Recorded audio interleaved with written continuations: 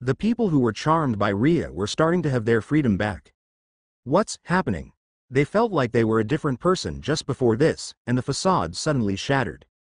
Ning suddenly turned around and said, "Sorry guys, it's been fun, but it's time you left the realm." "What do you mean?" A single slash from Ning made everyone vanish. Ning didn't know how many points he must have gathered, but he assumed it was a lot. Swish! Ning tilted his head to the side and let the arrow fly past him. He then turned around to look at his attacker and said, "That's not very nice of you to attack behind my back." Divine sense. "You are a Foundation Establishment realm expert," the man who just shot said. "Bingo. Nice analysis. But I'm afraid, you must die too." Ning suddenly slashed in his direction and sent a black slash flying towards him. However, before the slash could even reach him, it hit something midair and vanished. Huh? What happened? Ning was a little confused. Ha ha. You scared me for nothing, you idiot. You can never attack me as long as you are stuck in the formation, the man said. What sort of formation is this? Ning questioned them, but instead of answers, he got arrows. Each one of them let go of an arrow propped on their bow, sending them all flying towards him. Ning stopped 2 arrows with his sword, dodged 2, and caught the last one with his bare hands. Let me test it, he said and threw the arrow back towards the attacker. However, same as the attack last time, the arrow was stopped at the barrier. Haha, I told you, you idiot. You can do nothing to us as long as we are outside the formation, the man said again. Ning walked onto the edge of the formation and felt a physical barrier on his hands. So, this formation allows one free entry, but exit is stopped, huh? Ning asked. Yes. As long as you are inside the formation, you can never leave. So, big guy, no matter how strong you may be, you are stuck here with us for the rest of the night. You think you can last our barrage of arrows the entire night? The man asked. I do have a rib injury, so I can't go on for the rest of the night. But you seem to be mistaken about something, Ning said. I'm not stuck here with you, Ning said. The 5 men felt a slight tug on their bodies. Suddenly, the tug changed into a violent pulling force that brought them right in front of Ning. Ning squatted down in front of the man's face and said, "You are stuck here with me." WH. What? How? The formation should stop all chi from escaping, the men said in fear. Well, bad luck for you guys. I don't only have chi. Ning sent out a black slash to one of the guys and he immediately turned to yellow light before disappearing. Ning smiled back to the rest of the guys and asked, "Do you think I can last the entire night or not?" Cries of fear and despair rang out for a few minutes. The 4 remaining men ran up to the barrier and started attacking it to open it up, but none of it worked. So, they turned towards Ning to hopefully beat him. That was just wishful thinking. In less than a minute, the 4 of them turned to yellow lights and were sent out of the secret realm. Now that that is over, what do I do with the rest of the night? Ning wondered. He walked up to the barrier once more and placed his hands on it. They said it lasted for just 6 hours, right? I can try attacking it and see if I can break it. Or, I can just rest here. Seems like the perfect place, Ning thought. Aegis, come out. Ning called the golden-shelled beetle, Aegis, once more. All right. I will cultivate. You look after me, okay? Ning said. Aegis did nothing but just stare at him. Are you going to talk at all this time? You talked this morning, Ning said. Aegis cocked his head to the side and asked, "Talk?" It was like he could hear the words but not understand them. His intelligence would still have to increase a bit before he could comprehend sentences. Never mind, just protect me, Ning said and started cultivating. He had reached a bottleneck and needed time to break through. He tried the entire night, but he couldn't do it. Still, the period wasn't fruitless. He did feel that he had made massive advances and that with just a single more day of cultivation, he could break through. He opened his eyes to the sun rays in the morning. Dawn had arrived. The final 6 hours of the competition were here. Come back, Aegis, Ning said and sent Aegis back to the beast space. He then stood up and went up to feel the barrier, but there was nothing there anymore. He went to the trees and grabbed the 7 formation flags that were stuck on there. Once I learn something more about you guys, I will use you, Ning said and put them into his interdimensional space.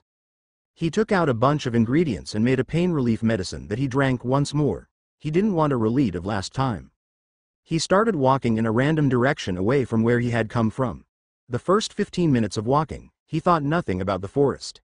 However, after half an hour of walking, He could feel something, a sense of déjà vu. Have I come here before? Ning thought as he walked out of the jungle into the grassland. That was when he remembered where he was. He had been here before.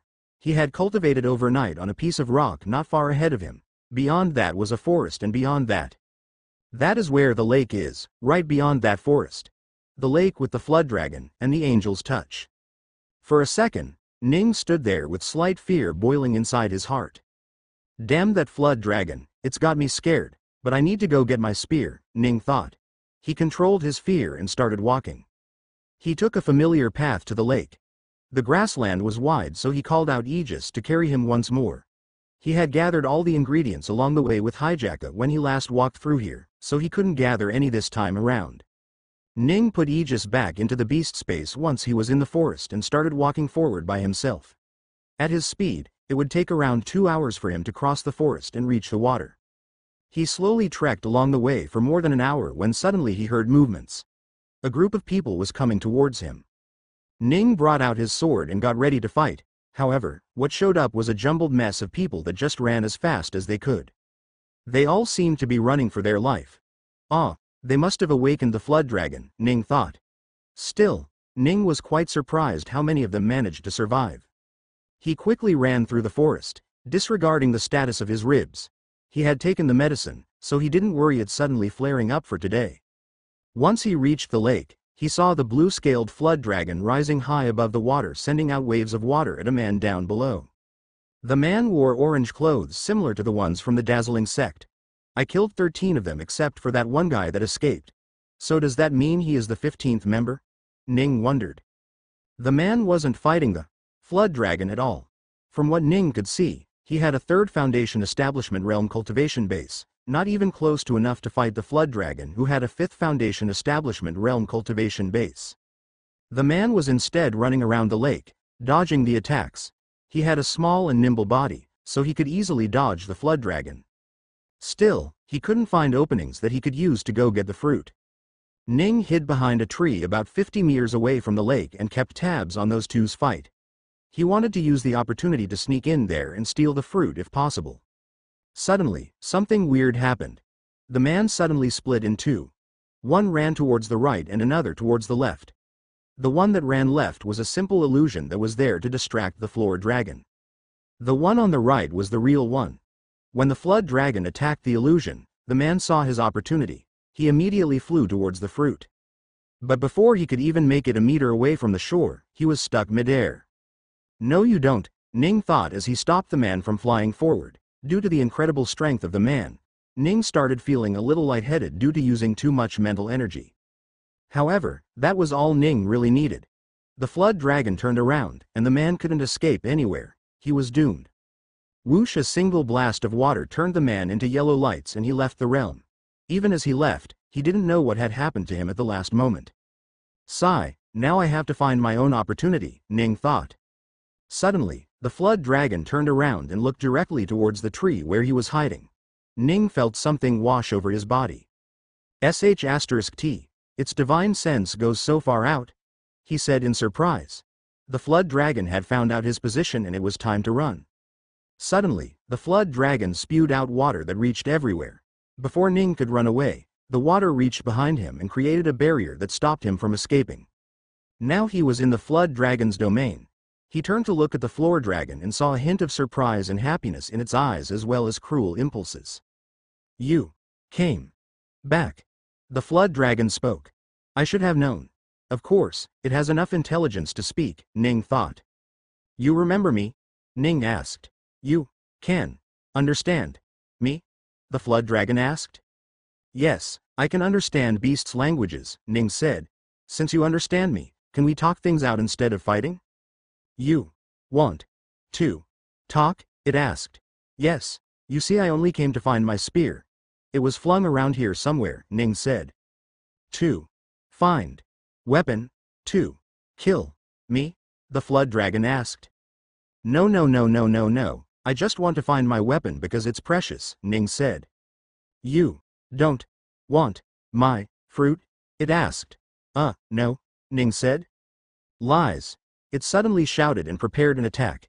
It sends out slashes of water all around Ning. Ning couldn't bring out Aegis as he could take a lot of damage right now. Ning used his divine sense to the fullest and dodged every attack that came towards him without worrying about his chest for now. He then started running around the lake, similar to what the other man was doing just before. At the same time, he used the third layer of Chi analysis. Flood Dragon 5th Foundation Establishment Realm. Skills: Water Shoot, Water Sides, Water Barrier, Water Armor, Become Like Water, Lesser Dragon Scales, Truth Detection. What the FCK? Why does a Flood Dragon have a truth detection skill? Ning couldn't help but be surprised. No wonder it knew I was lying. Ning took out his sword and sent out a black slash towards the Flood Dragon, but it didn't do any damage. Of course, even though it's lesser dragon scales, it's still dragon scales. I can't defeat it like this. If this goes on for any longer, I will get sent out of the secret realm. The water scythe attacks that the Flood Dragon threw at Ning were too much for him to block. So instead, he ran as fast as he could to dodge. He was trying to do what the other guy did, but was failing miserably at it. Thankfully, he was moving around so much that the Flood Dragon couldn't use the water shoot technique that broke his ribs last time. Stop running. The Flood Dragon shouted at him. You will kill me if I stop, Ning shouted. That is only because you wish to kill me too, the Flood Dragon spoke. Not true. I only want that fruit there, Ning said. You speak truth, the Flood Dragon said, but taking my fruit is even worse. Suddenly, the barrier around Ning started to clear up as the water fell to the ground. However, as soon as it came down, it went back up as well. The only thing that changed was that the radius of the barrier had become smaller. Ning had less room to maneuver now. Even the top of the barrier was close now. He was now inside a water dome, with a Flood Dragon in the 5th Foundation Establishment realm as his enemy. *T, he thought. Am I going to lose here? Huh? The barrier got smaller and covered up the top. I can't see anymore, Dion complained. Is Dr. Ning going to be alright? Yelka asked anxiously. The group kept taking a quick glance at the portal from time to time to see if Ning would leave. If he was to die inside that barrier, he would come out here. Ning jumped forward and did a barrel roll as he dodged another water scythe flying towards him. T, this is too much. I can't keep this up anymore, he thought. It was a do or die moment for him now, and he decided to do something. Suddenly, he stopped moving and raised his sword high in the air with both hands. His sword slowly started turning yellow, even a little golden.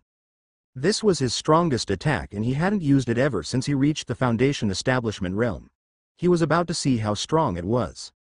He closed his eyes and took a deep breath. The glow got even brighter as he put everything he had into this attack. Even the Flood Dragon was a little surprised at the attack. He suddenly opened his eyes and swung down his sword as hard as he could. Radiant Holy Slash massive golden energy was released from the sword in the form of a slash. It flew at incredible speed and moved towards the Flood Dragon. The Flood Dragon tried to dodge but the attack was too fast and it landed directly on its chest. Erg! The Flood Dragon shouted. Ning gave everything he had into this attack and now he had nothing left. He dully looked up and saw that he had managed to open a massive hole on the side of the Flood Dragon's chest. The Flood Dragon suddenly flopped onto the water causing massive waves. I did it, Ning said as he too dropped to the ground, very tired. He felt like sleeping, but he knew he couldn't. How much longer, before I get to leave? He asked as he looked towards the sun to check its location. But what he was instead was just water. Suddenly, he got more attentive. The barrier hadn't loosened yet, which meant the lake's surface started moving once more as the Flood Dragon stood up from it. Ning looked at its chest and saw that what was once its chest was substituted by water, which was slowly turning into blood, muscle, bones, and skin. How? Ning couldn't help but ask. Only then did he remember the skill that the Flood Dragon had, the one he didn't know what it meant. Become like water. Is that what it is? Ning asked. That hurt, the Flood Dragon said and immediately sent out many water scythes. Urgency helped give adrenaline to Ning's body to help him move, but at the same time, his body wasn't in the best of condition. So, he was just a moment late. His left arm took one of the scythes directly and was thus cleanly chopped off. Arghh, Ning shouted as he tumbled on the ground and hit his back on the barrier. He tried to grab it when he was cut from it. Unfortunately, he wasn't lucky enough to have the wound be fatal. Thus, he now had to suffer the pain. Arghh, he shouted once more and opened his eyes only to see that the flood dragon was right in front of him. Die. You. Hateful. Human. Suddenly, it sent out a blast of water right at Ning. It was the same one that broke his ribs. Ning brought up both his arms to block, but only then remembered that he now only had one. Still, he used that to stop the attack. The water hit his hand and his torso. He blocked it for a few seconds, but then the flood dragon made the water smaller and in return, more deadly. The water sprout was now around 10 centimeters in diameter and it was ripping away Ning's hand little by little. First the skin, then the muscle, then the bones, then the muscle on the other side, and finally the skin. His right arm was destroyed too. Finally, the attack landed on his chest and it started ripping away his skin again. The force was starting to break his ribs too. At any moment, he would be sent out of the realm. The pain relief medicine he had taken had already stopped working given how much pain he was in and the slightly mended ribs were back to breaking and got even worse. I lost, Ning thought and gave in to the pain to lose and leave. But then, he couldn't feel the water anymore. He opened his eyes to see that the flood dragon was still blasting away water, but he didn't feel anything. Instead, he heard a single thing. You have gained 160 million energy. The energy system is back online. Punishment period has ended. Excess emotion amplification for fear and despair has been removed. Energy absorption has been reinstated. Energy abilities are back in use. Energy senses are back online. The system wishes a warm welcome back to the host. Suddenly, Ning felt like he was alive again. It was someone who had taken a large stone off his chest and instead put a blanket on top of him. He had never felt this free before. Suddenly, he appeared on the other side of the lake. He was missing both arms and most of the skins on his chest. Heal me, Ning said. Confirmed. Ning suddenly felt relief as all of his wounds disappeared in a second. Ah, that feels much better, he said as he looked at both of his arms. Should I leave or should I fight? He thought. Do I have enough energy? Status, he said to check. Status name. Ning Ruigong energy, 6,211,000,000. Separated energy. Heat energy, 5,623,000,000. Sound energy, 432 million. Chi energy. 0 kinetic energy, 156 million. Skills.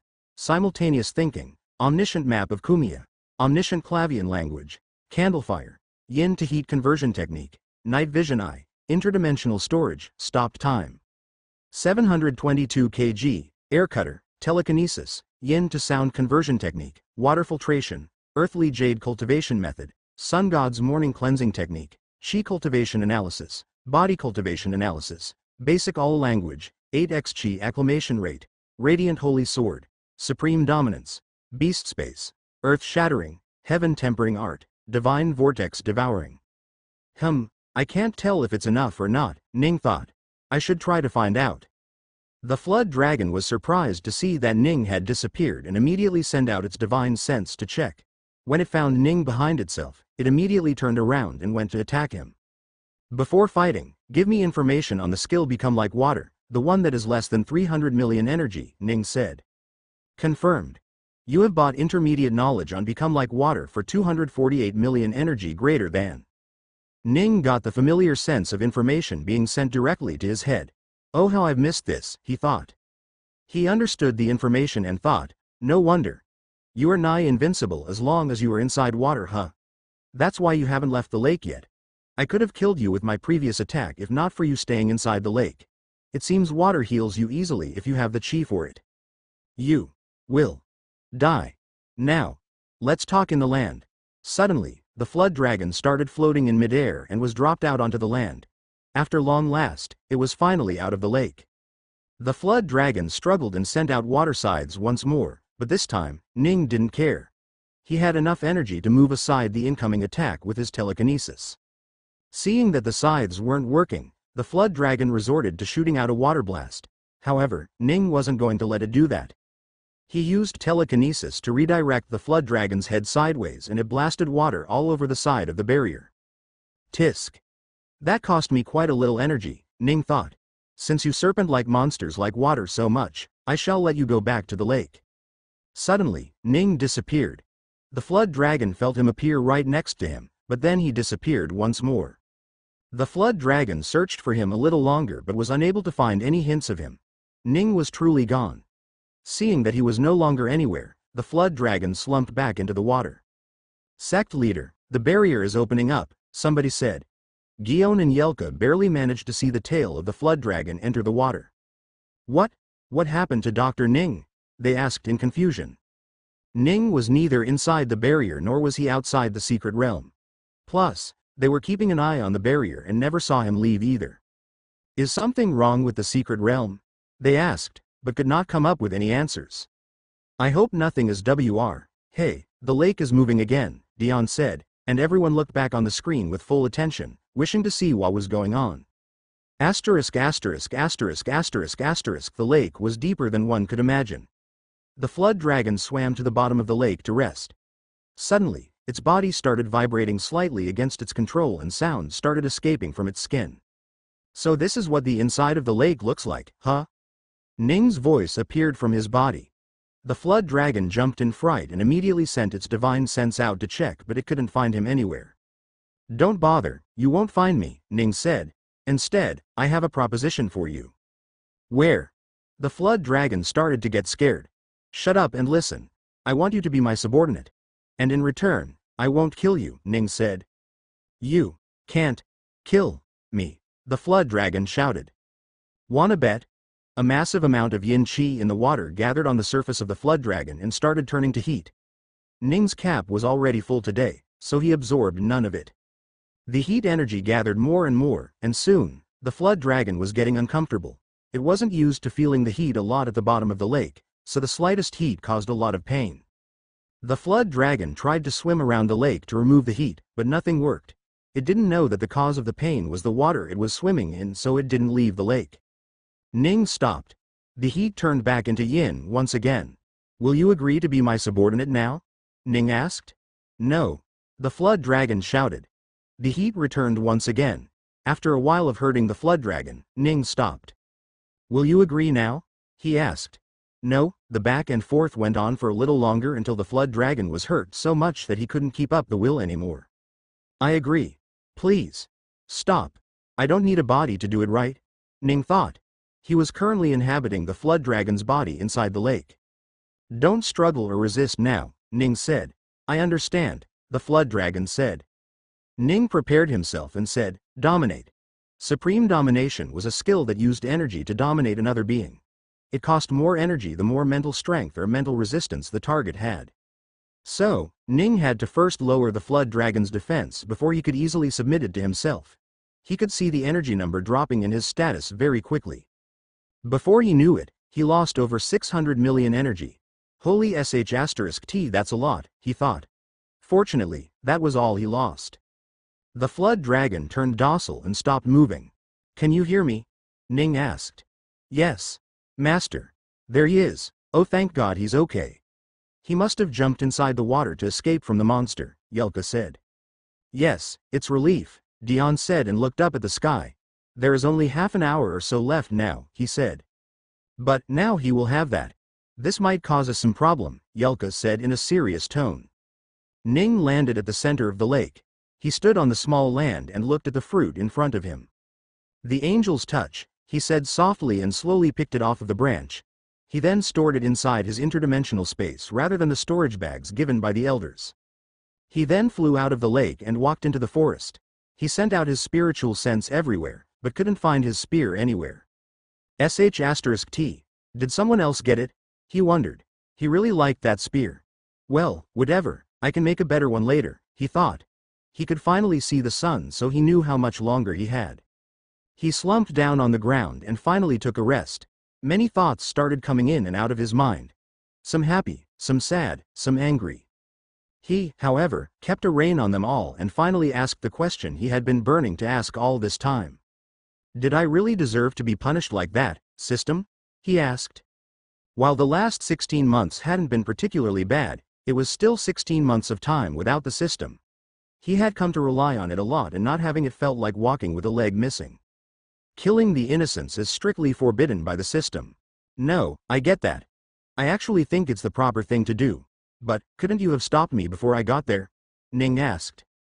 You could have teleported me somewhere, or made me unconscious, or do whatever the hell else you could to stop me from killing those people. Why didn't you? Why did you not act proactively and instead just did stuff after they were dead? He asked. The energy system is not allowed to interfere with how you live your life. It is only allowed to watch over you and help you on your infinite endeavors. Thus, the system can only warn you but not stop you. Then why the punishment? If I'm allowed to do whatever I want, then why was I punished? Ning asked. The punishment was added to the system to stop the hosts from carelessly ending lives. The system was first created without any restrictions or precautions, and thus the hosts went on a massacre that lasted multiple universes. When the creator realized that, he added restrictions to the system so that the hosts didn't go on a power trip.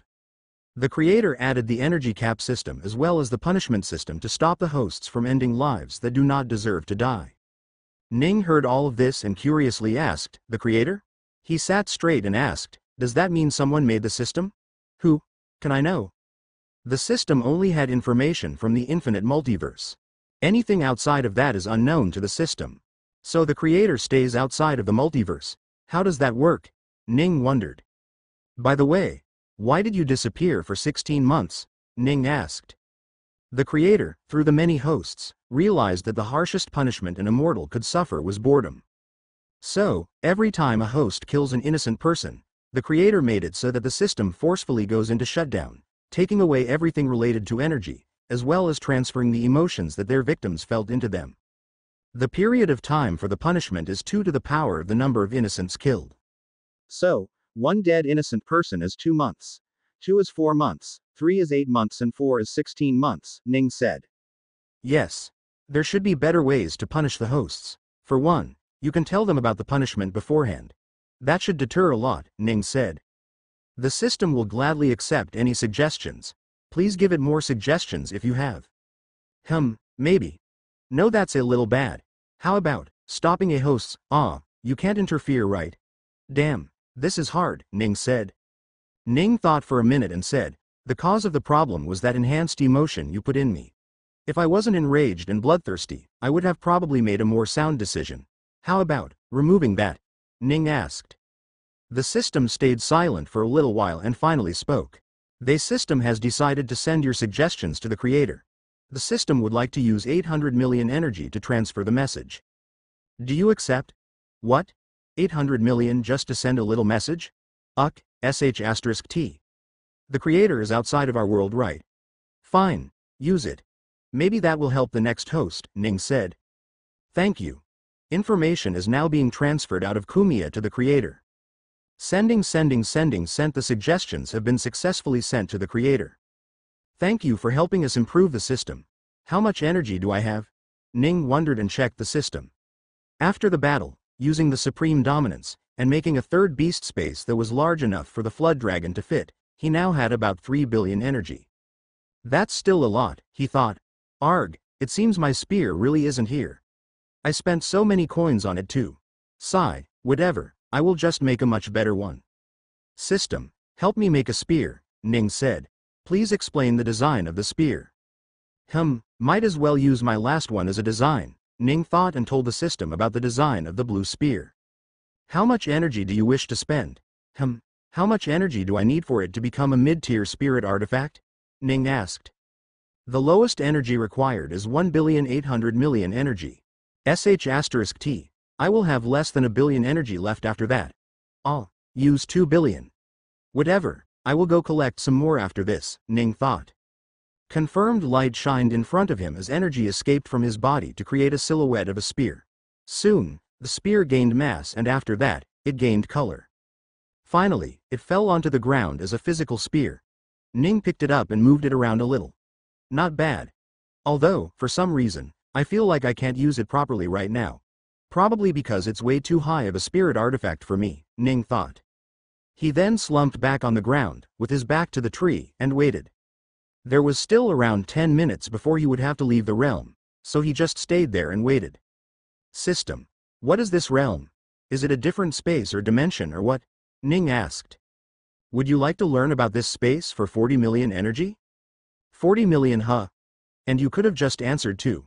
Well, I guess I need to go back to being used to you not answering questions. Yes, give it to me. Confirmed. A flood of information entered his brain. The things he was curious about, the thing everyone wanted to know, he knew it now. Haha, I didn't expect the answer to be so simple, Ning said. The secret realm was actually land inside the hub island. However, due to some natural phenomenon, the space around a certain part of the land was folded in on itself. The outer walls of that space were stable and closed off from the rest of the island, giving it an appearance that the island was all it was. From time to time, the walls would get unstable and show up as the portal on the outside. What others thought was making the opening stable was simply just them making the stable walls unstable. The unstable walls would lead to anyone who entered being thrown into different parts of the secret realm. The tournament holders knew about all of this. From the information they had gathered, they saw that forest life flourished in this land and they wanted it. However, there was one problem for them. First, the secret realm was too big for them to clear it all on their own. That would take days and that just wasn't worth it to them. Secondly, and most importantly, there was a natural restriction on this place. Anyone who wasn't in the 5th Foundation establishment Ream or lower would automatically be rejected. If they forced entry, the laws of this place would crush them to death. As such, these people needed workers that were high in number and strong enough to fight the beats in this land, were talented enough to recognize the different ingredients, and finally didn't get rejected by the realm. They came up with the brilliant idea of making exactly that a competition. They would force the disciples of another sect to farm for them and make this the hub of the entire scattered isles. So that's the reason, huh? Bastards. Forcing us to work for them for free. Well, I guess I can get 50% of what I earned, so that is nice. But aside from the top 128 disciples, nobody else gets to choose their own items to keep, Ning said. Sigh, you really never know when someone is making you work for them. Poor guys, Ning said. Suddenly, Ning felt something. He looked down and saw that his talisman was starting to glow a little. Oh, it's time. Sect leader, look. Somebody pointed at the screen. Huh? They're glowing. Ah, they're coming out, Dion said and started looking towards the door.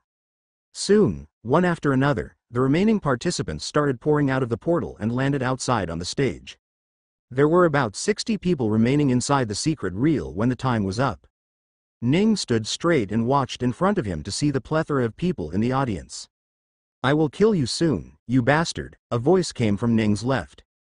He looked to the left to see that the orange-robed disciple of the dazzling sect called Guy was looking at him with eyes that would kill if they could.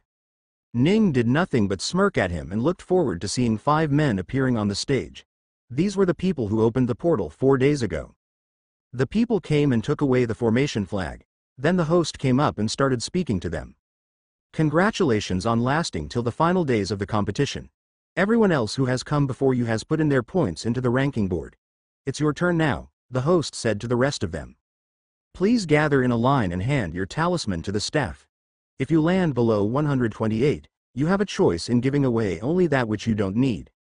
Ning looked up at the ranking board and saw a lot of names there, and at the top of the list was a person called Farron. Farron, I wonder who that is, Ning wondered.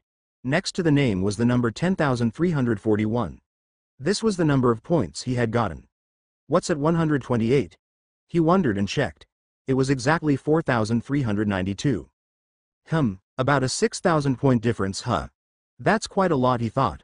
Although, seeing that the second and third only have 8,000 and 7,000 respectively, I guess this Farron is just a beast, Ning thought. He decided to get into the line after seeing everyone get into it when he heard someone calling him. Inikaka, Hijaka called him as he ran up to him. Oh, hey Hijaka. Did you survive until the end? Nice. I hope you've got a lot of points, Ning said. It's all thanks to you, Inikaka. If it wasn't for you, I would have lost on the second day from that enormous serpent-like beast. I saw from far away from how it killed nearly everyone. I thought you might have already left because of it, but it seems you didn't. I'm glad, Hijaka said. All right. Let's go back into the line, he said and brought Hijaka to the end of the line. 3,765 points. The person checking the points shouted. 5,343 points. 2,611 points. He started checking the points and shouting it one after another. The points in the top 128 kept on changing as more and more kept on getting added to it, and more kept on getting thrown out of it. 8,825 points. Ning was a little surprised to see that number pop up. Isn't that? He thought and looked up. It was indeed the new second place, and the name that popped up was Guy. Ah, it's that bastard, Ning thought. More and more points got added to the rankings. Finally, it was just him and Hijacka left. Hijacka went forward and handed his talisman. The man looked and said, 7430 points. Oh, that's ninth place. Not bad, Hijacka, Ning said. Haha, Inikaka, please don't tease me. You have much more than me, Hijacka said with an embarrassed face. Ning smiled and walked forward. He took off his talisman and handed it to the man. The man at the register glanced at it once and announced, 2228 points. The man who just said that made a weird face as if something didn't make sense. Ning smiled at him and said, read again. The man complied, checked the numbers again. Oh, I apologize, that was my error. The real points are actually 22,228 points, he announced. Gion, Yelka, and the rest were dumbfounded when they heard the points.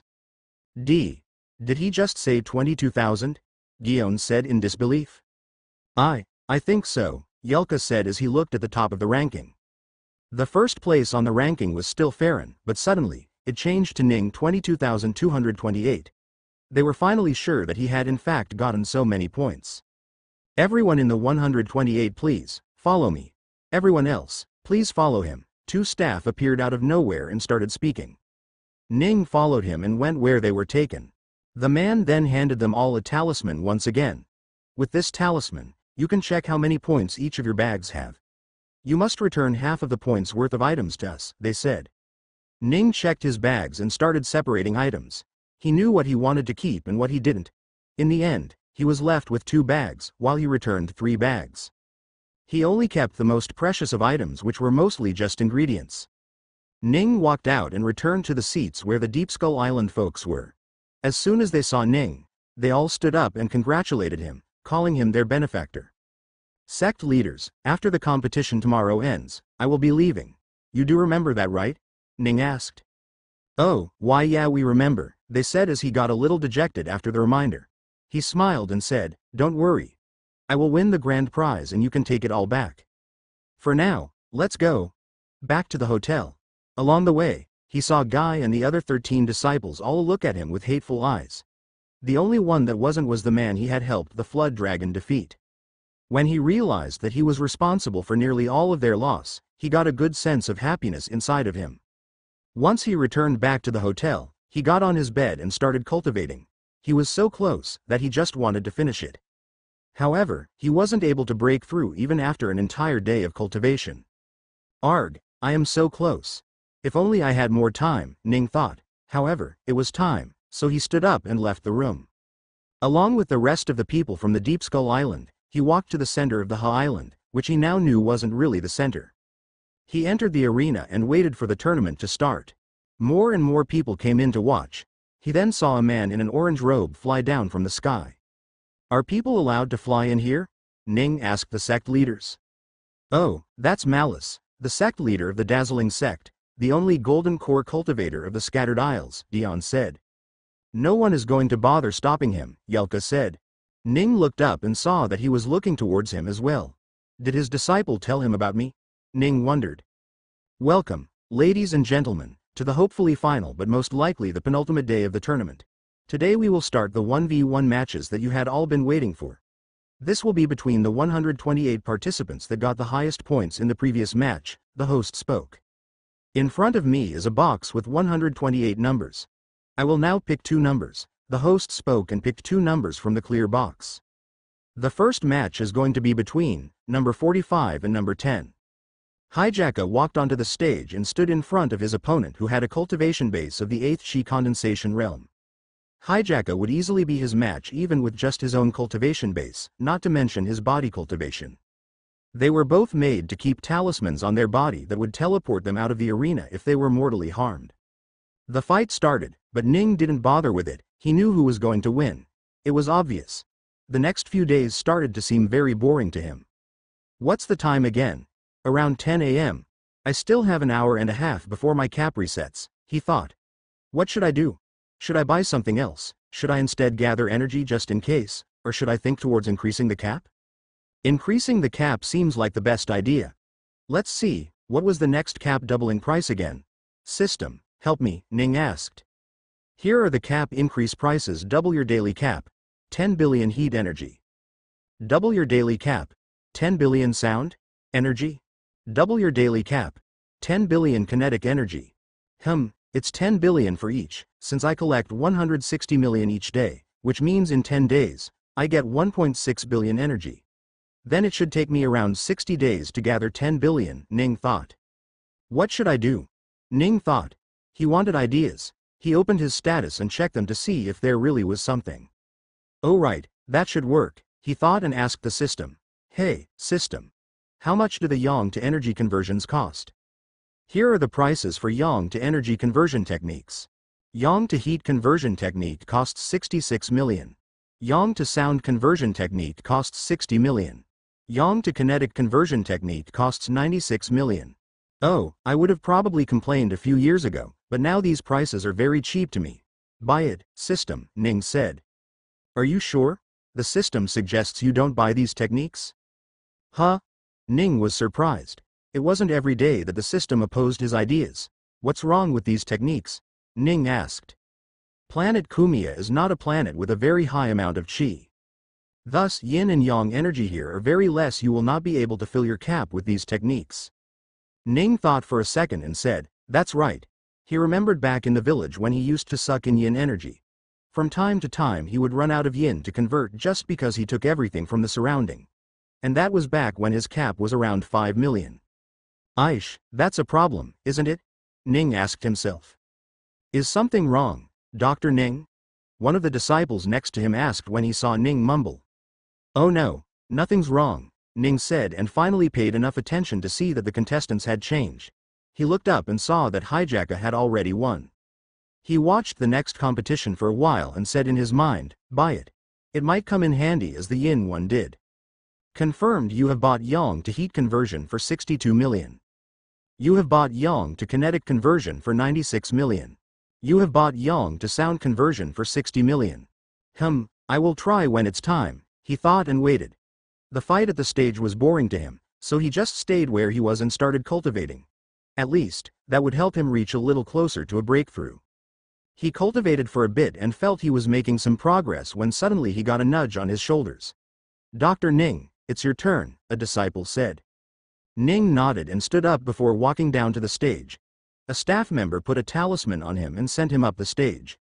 His opponent was barely worth mentioning. The moment the game started, Ning rushed forward and immediately kicked his opponent's head.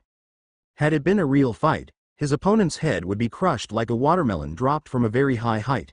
However, here on the stage, he simply turned yellow and got out of the stage. Ning Ruogang, number 1 wins, the host said. Ning simply went back to this seating area and started cultivating. He didn't give a bother to the rest of the cultivation as it was not worth his time. Oh, my cap limit has reset, Ning thought, and started activating the yang to kinetic conversion technique. It worked for a while and he got around 30 million kinetic energy, which was the most he had gotten in a single day. However, that was nowhere near the 160 million daily caps he had, and he wanted to increase it. Ning knew the best way to get energy, but it seemed that getting just kinetic energy was going to be cumbersome. Whatever, he thought, and looked at the disciple next to him. Hey, attack me, Ning said. What? The disciple asked in confusion. Hit me on my biceps, Ning said, and got ready. I can't do that, the disciple said. Just attack. Ning started to get annoyed. The disciple nodded quickly and attacked him. He instantly got 160 million from the punch. All right, that is better. Thank you, Ning said, and went back to cultivating. The day was long and the people had to wait for all 64 matches to finish. Only then would the next set of matches start. The host started the top 64 matches on the same day as well. There were around 2 hours left in the competition for today, and so the host wanted to have as many fights finish as possible.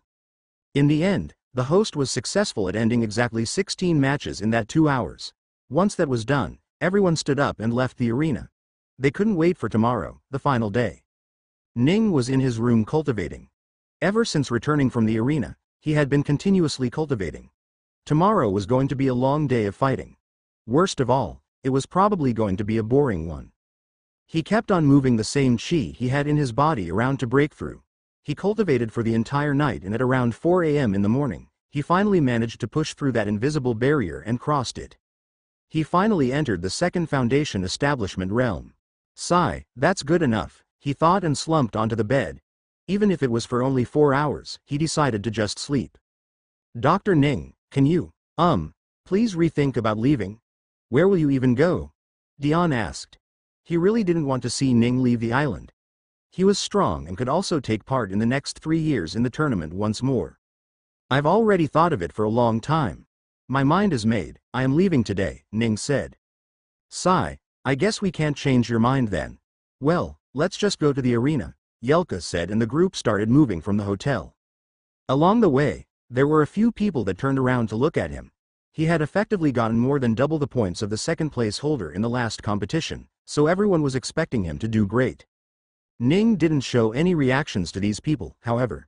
His mind was focused on where to go next.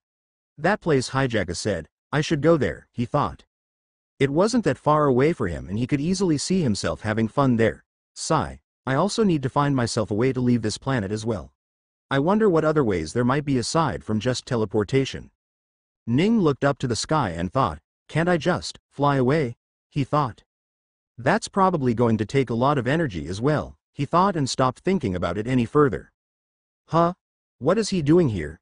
Dion's comment brought Ning out of his mind.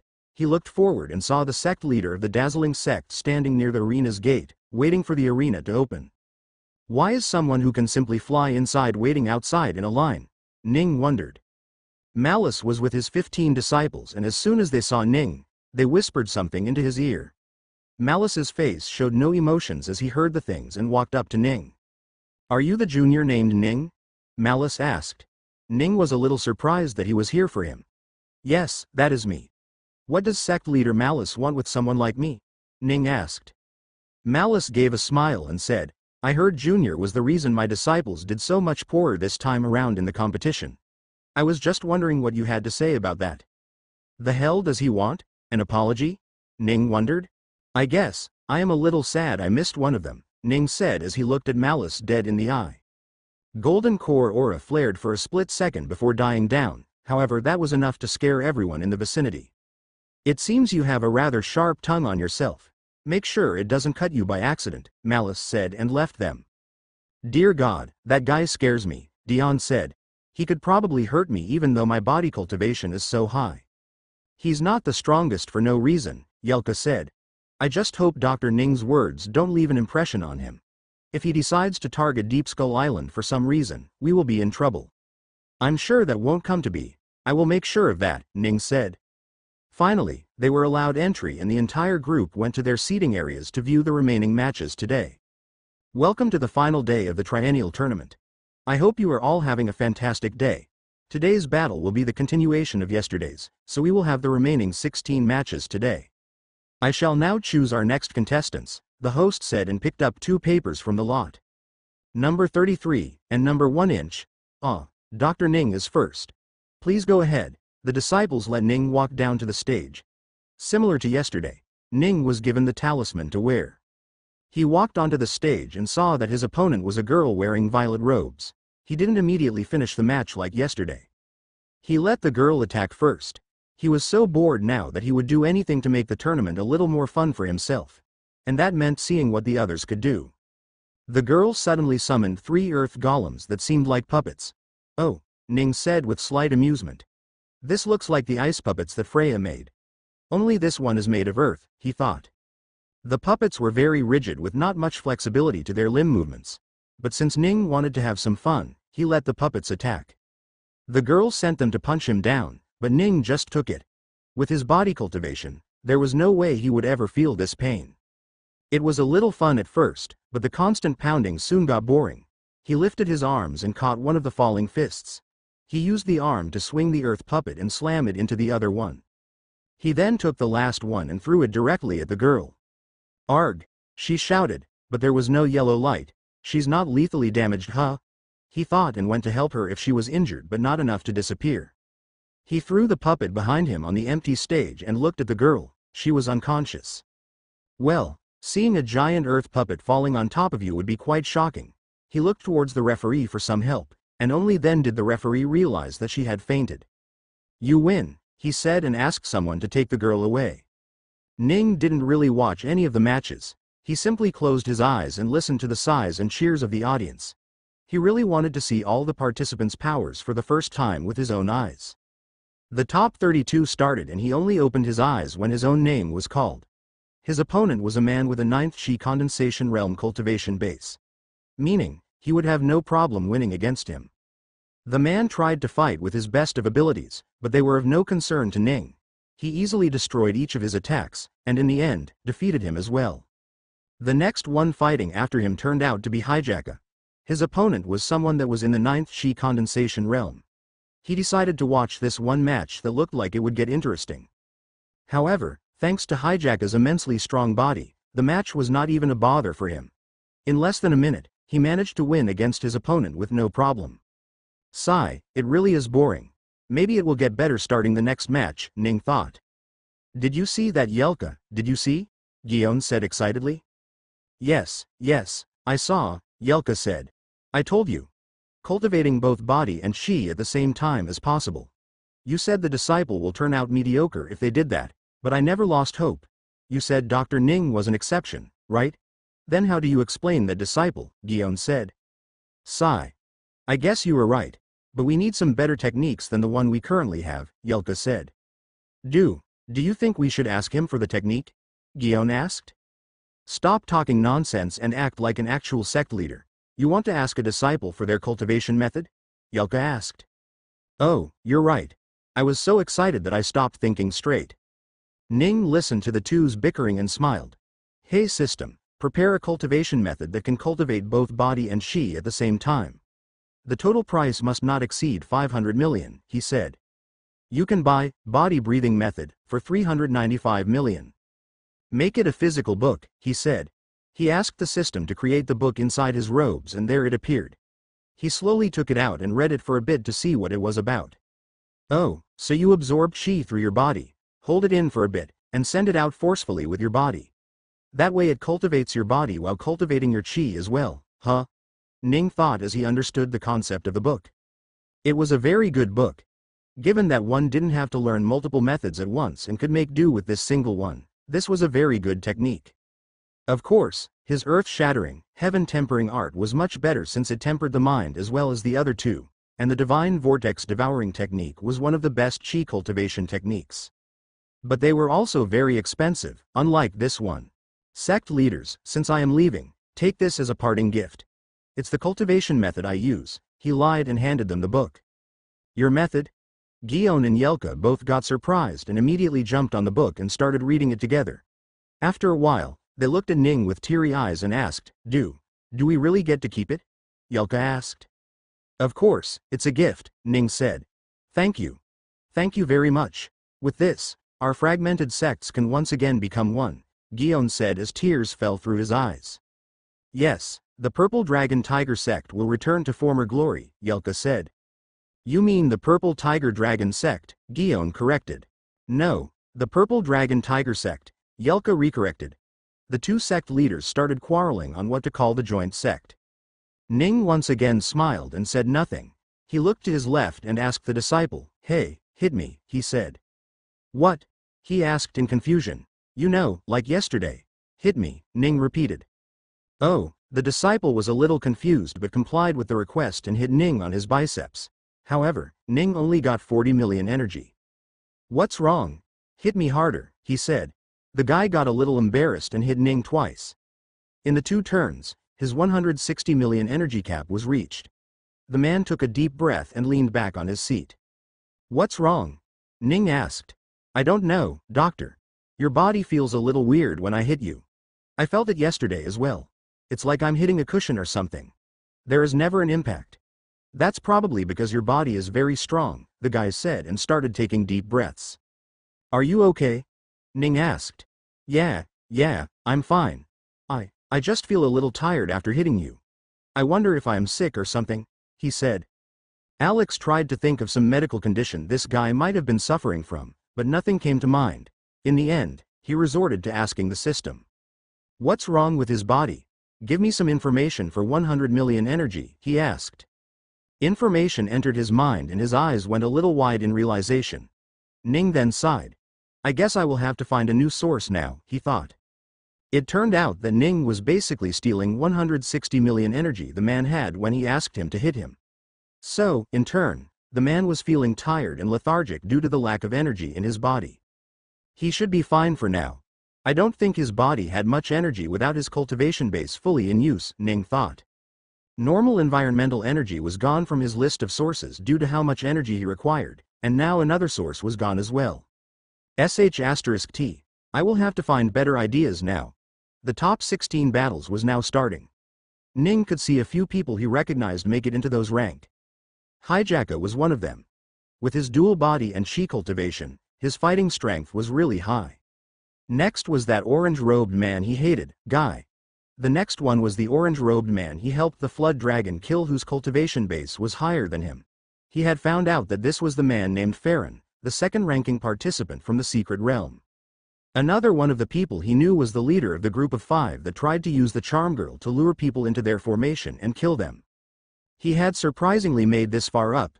However, this was going to be his final match since all the remaining ones all were in the first Foundation establishment realm. The host started picking 2 names from the box to start the top 16 matches. Number 10 and number 76. Hijaka stood up and walked to the front of the stage. From the other side, Jan walked in. Oh, this guy was here too, Ning thought when he saw him. He hadn't been paying attention much and had missed his fights. Well, I guess this is where he loses, Ning thought and watched. The guy named Jan used his swords to fight and send out very strong attacks. With his massively strong attacks, even with his strong body, Hijaka couldn't handle it at all. After a few minutes of struggle, Jan drove a sword right into his chest. The talisman lit up and Hijaka was brought out of the stage. He had lost. Hijaka was sad, but he knew he was dealt a bad hand. The opponents were just too strong for him. He turned towards Ning, far in the audience seat, and made a saddened face, but Ning just shook his head and gave him a smile. Hijaka got a little less sad and smiled as well before walking towards his own seating area. The next few fights went for a little longer than Ning expected. The fighters were almost equally strong, so in the end it came down to a battle of wits, knowledge and endurance. After 4 different matches, he was finally called to fight a first Foundation established realm cultivator.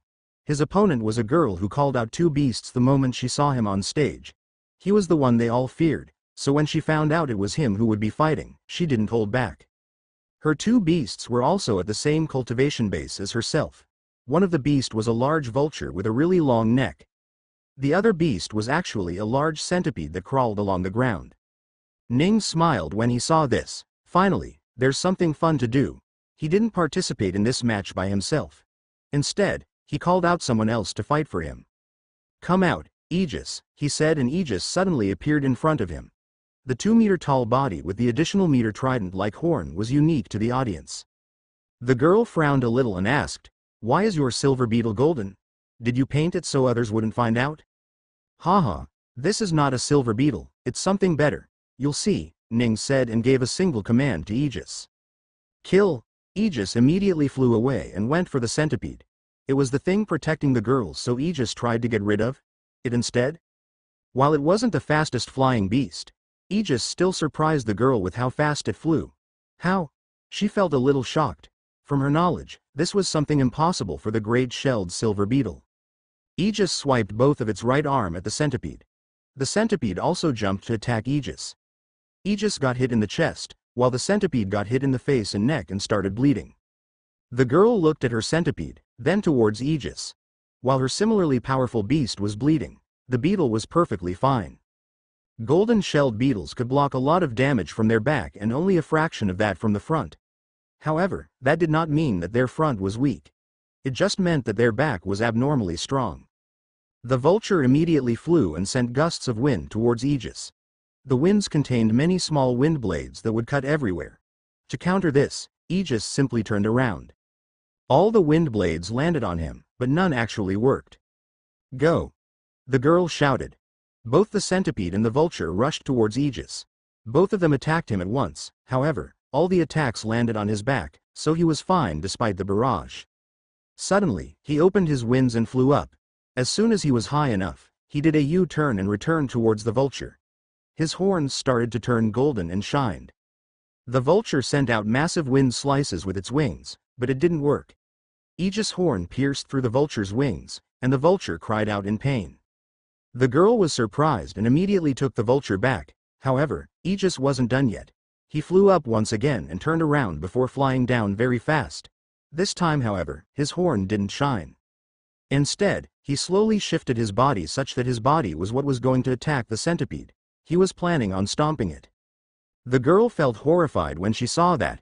She was still worried about Ning himself moving if she took part in the battle as well. No. The girl shouted and called back the centipede into her beast bag as well. Boom! Aegis landed on empty space. If she had been a split second late at calling her beast back, she would have probably lost it today. The dust settled and the confused look of the beetle was what showed through it. After not finding either of the beasts, he turned towards the girl as she was his main target to begin with. The girl didn't hesitate a single second and shouted out loud, "I give up." The top 16 ended, and now it was time for the top 8. The very first battle was between Ning and Jan. Ning wasn't the least bit surprised when he got one of the dazzling sect disciples to fight. There were 3 of them, so the chances of him having to fight them were nearly 50%. Ning walked onto the stage and saw the man and his sword ready to fight. Ning just smiled and looked sideways to check their sect leader Malice. He gave him a little nod before casually walking forward. The man was ready with his sword, but he was also afraid that Ning was going to call out his bird. The bird was too strong for him and did not want to fight it again. What are you doing? Don't come closer, he shouted, worried that Ning was getting close to summon his bird at close range and attack him. However, Ning kept on walking forward. Seeing that he was not listening to him, Jan decided to attack Ning while the bird wasn't out. Ha! He shouted and swung the sword at Ning. Ding! Ning caught the sword with his bare hand. It cut a little into his palm, but that was the extent of the damage. Not bad, Ning said. But now it's my turn. He swung his fist and hit the side of the sword, trying to break it in half, but the most he was able to do was bend it. That was still enough to scare the soul out of Jan's body. The bent sword fell to the ground with a little ting sound and Ning grabbed his shoulders with both hands. He forced him to sit down. He then used telekinesis to pull out just his tongue forward so he couldn't speak. Ning then called out Aegis. Remember him? He was the one that attacked you so much back in the forest, Ning reminded him. Now, it's your time for revenge. Aegis seemed to somewhat understand what Ning said and also remembered what happened. He remembered the barrage of attacks he had to suffer while being unable to complete his master's orders. Aegis got angry. He scratched Jan's face with his sharp claw, and then scratched from the other side with the second claw, followed by the third claw and then the fourth claw. Then, he repeated by scratching with his first claw again. Scratch, scratch, scratch, scratch, scratch. Jan's face was bloody, with blood dripping all over his orange robes. In the end, Aegis used his horn to stab him through the herd. Just then, the talisman glowed and he made it out. However, he still had a bloody face and needed quick treatment. Ning looked towards Malice with a smile and nodded. Ning didn't bother with the next 2 fights. Just from the cultivation base, he knew that the 2 dazzling sect disciples would win it. The last one was a mystery, but soon that too was cleared when one of the 2 fighters turned out to have an excellent armor that blocked most of the damage done to him. Finally, the top 4 started. The people remaining were Ning, Guy, Farron, and the guy with the armor. When the match was decided, Ning smiled. His next opponent was Guy. Before that, Farron and the other guy fought. Everyone expected the fight to last a while, but that was only because they didn't seem to realize how strong Farron was. He had been acting very low-key and not using any flashy attacks to draw attention. Ning's 22,000 points acted as the shadow that hid the impressiveness of Farron's 10,000 points. People somehow forgot that there was a reason his points were so high. The moment the fights started, Farron surprisingly took out a spear for the first time. Until now, he had been fighting with a sword, and while he wasn't great at it, he wasn't that bad either. Now that he took out the spear, they finally realized why he was bad at the sword. That wasn't his weapon of choice at all. When the spear came out, both Ning and Guy reacted with a surprised look. The shaft of the spear was ocean blue in color, while the blade was made up of a long metallic silver-colored metal. Why does Brother Farron have that? Guy asked in surprise. So, that's where it went, Ning said in understanding. Farron's opponent got ready to fight and rushed at him. He believed that with his armor, Farron couldn't hurt him at all. Farron took a deep breath and sent a spear slash towards his opponent.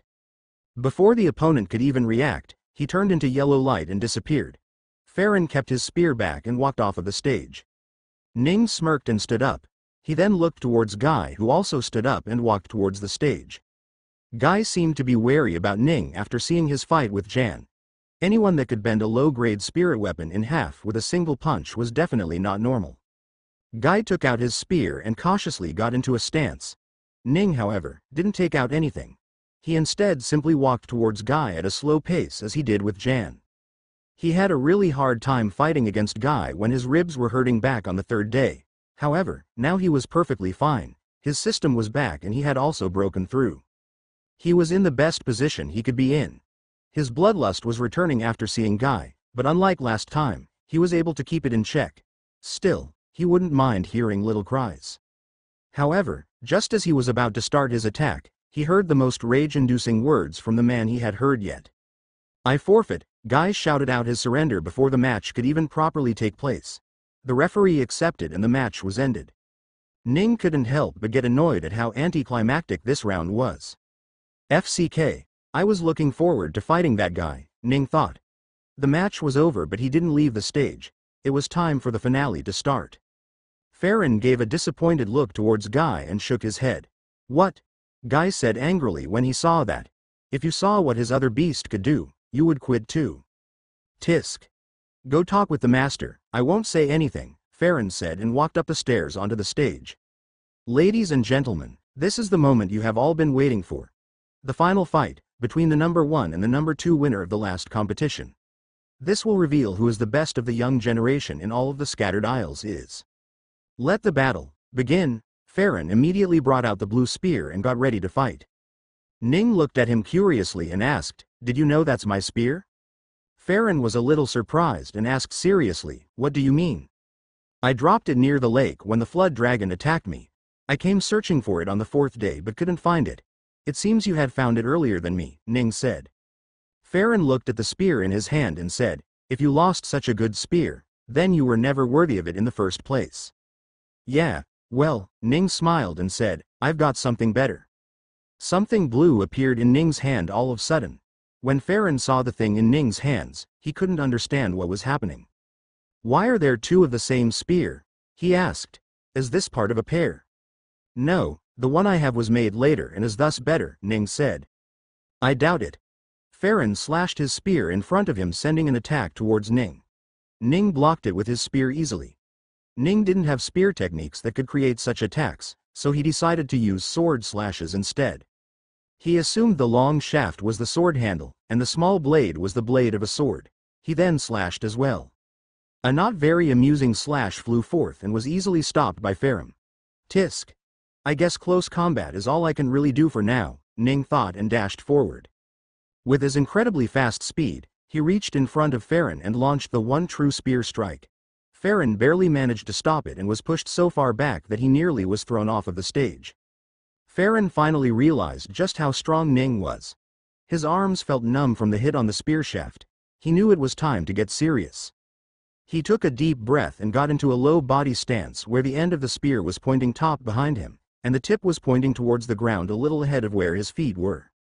Suddenly, his clothes started rippling and so did his hair. Ning could see what seemed like tiny glints of light in the aura that Farron was putting forth now. "Is that chi?" Ning wondered, however, he couldn't tell at all. The glints of lights occasionally turned to spear herd but reverted back to glints of light again. Ning was genuinely surprised for the first time seeing anyone's fight today. "Spear intent," he said in shock. He didn't expect somebody in the Foundation establishment realm to have learned the spear until he got spear intent at all. One had to be very passionate about spears in general and must have practiced it for a very long time to even have intents appear in the first place. Ning got into a stance as well. He wasn't scared of the spear intent, he was happy. Farron made the first move. He launched forward and stabbed at Ning. The spear intent followed the path of the spear and moved forward as well. Ning hit the incoming spear aside, but the intent of the action was still there, so the energy behind the attack still followed through and hit Ning. Ning didn't take any damage, but he was pushed back. Ning looked up and saw that Farron was already doing an overhead swing. Ning quickly held the spear horizontally to block the attack. However, once again, the energy followed the intent and hit him. Erg, this is annoying. How do I fight this? He thought. He pushed Farron back and started his own attack. If Farron never got to hit, he wouldn't have to worry about spear intent at all. Ning started swinging and slashing and stabbing as much as he could. This forced Farron to go into a defensive position and he could do nothing but block the attack. Bang bang bang. Farron kept getting pushed back with each attack and was nearing the edge of the stage. With each attack, he was getting closer and closer to falling off of the stage. The audience looked in awe and believed Ning was going to win now. However, such fears never appeared in Farron's face. Suddenly, Farron's aura erupted and the glints of spear intent started appearing once more. They were constantly fluctuating, turning to spearheads, before returning back to normal glints of light. Ning kept on attacking, however, he couldn't push back anymore, and with each attack, the period of time the spearheads lasted started getting longer and longer. Ning suddenly stopped and stepped backward. FCK, he's using me to temper himself right now, Ning said. Farron was continuously getting better with each attack he handled. His spear intent was slowly treading towards its higher form. Ning tried to attack, but his hits were not being blocked more efficiently. Farron was continuously getting better and better, and at some point, he started counter-attacking. Ning could have probably won already if he used his full physical strength to fight, but he wanted to have some fun before he did that. Just then Farron spoke for the first time in a while. You can't beat me like that. Bring out your beast that the others are scared of. Ning stood completely still, however, his face showed a little bit of surprise as he asked, My beast? Did your fellow disciple tell you about him? Farron's chest moved up and down as he tried to catch his breath, yet his face still didn't show any emotion. I saw how scared they were. It must be a really strong beast, other than the beetle you have, he said. Yes, my beast is strong, but he's not in the condition to be called out right now, Ning said. Farron's face immediately darkened. It was almost like he was disappointed a little. Haha. But if you really want to fight one of my beasts, I can help you with that. You see, I just recently acquired a new beast, and, well, I haven't had the opportunity to use him yet. In fact, I haven't had the time to even name him. Let's see, I will just call him Blue for his skin color. So, what do you say? Do you want to fight Blue? Ning asked. Farron got back into his attacking stance as spear intent rose off of him. Do not disappoint me, he said. Ning smirked a little. As you wish. Come out, Blue. Blue light suddenly flashed as a large beast appeared on the stage. The blue beast looked like a snake to the people with its large body that had scales all over it. However, when they saw the head, they showed fear. It had the head of the fabled true dragons. That's the monster from the lake, Farron said with a trembling voice. Ho! How did you tame such a beast? Ning didn't answer the question. Instead, he asked his own. Are you disappointed yet? How about you help me test how good this beast of mine is? Why did you call me master? The flood dragon spoke as he looked at the different people around him. However, what should be like words to Ning, sounded like beastly screams to the rest of the people. He called you out, Ning said as he pointed towards Farron. Blue slowly moved his head as he looked straight at Farron. Seeing the large lizard-like eyes blink scared him very much. The handle of the spear dropped from his right hand and hit the floor with a ting sound. The flood dragon breathed warm air into his face as it said, It is you. However, to Farron, that just sounded like normal growling. Farron was unresponsive. He had no idea what he could even say in this situation. Not only was the beast 2 realms higher than him in terms of cultivation base, but it also had a very high defense, which he knew from his fight 2 days ago. Aside from that, just the fact that it was in some way a dragon that was going to fight him scared him the most. Ning didn't bother waiting any longer and said, Finish him. Whoosh! A massive blast of water erupted from Blue's mouth and hit Farron. Before the water could even touch him, however, he disappeared and appeared elsewhere away from the stage. The water blast, however, kept on flying until it reached the audience. The different sect masters of the sect seating in that general area immediately put up a barrier of their own. Even then some of the water spilled through and hit the audience. It didn't hold the same power, however. The sheer power of the attack left the audience in shock.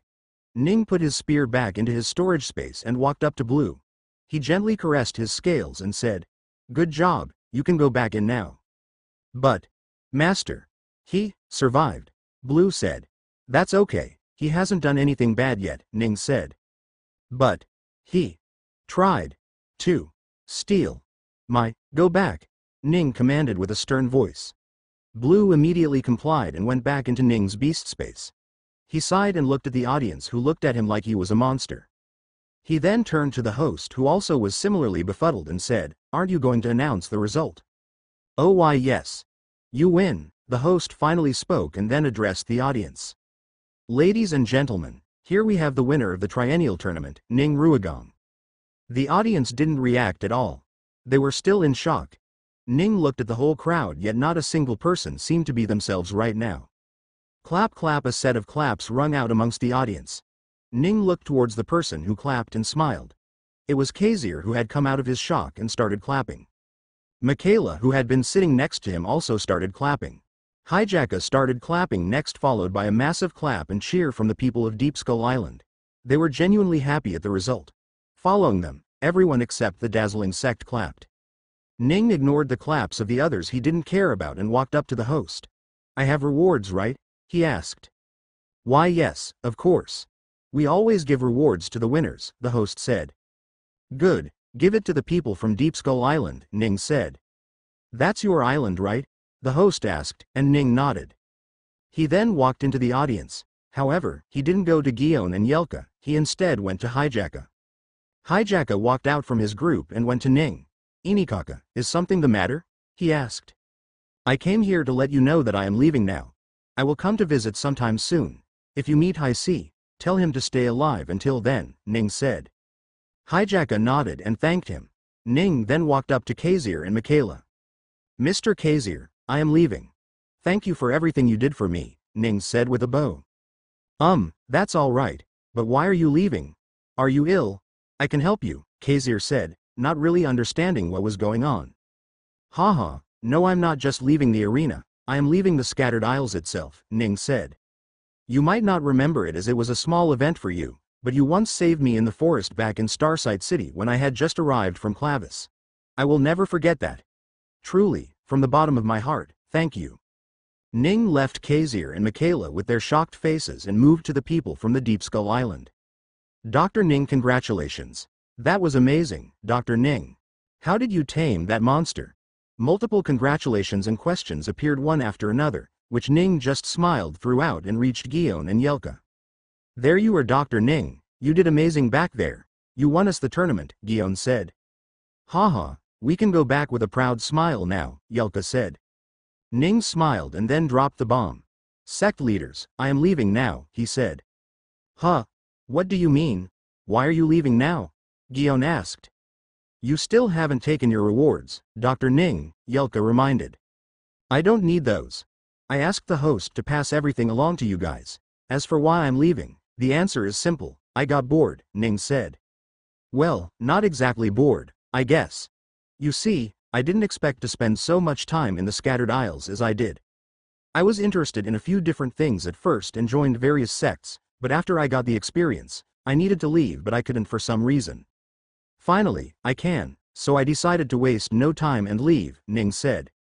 "Sect leader Gion, please take care of Anya for me. She is a fantastic little girl and will be of great asset to you. Who knows, she might be the one to win this whole thing for you in the next 3 years," Ning said. "She is the same as me, capable in both body and chi. I'm sure that once your two sects join, she will be the most important person there," Ning said. "Also, I have left my entire medical knowledge with her, so let her go out and treat people from time to time."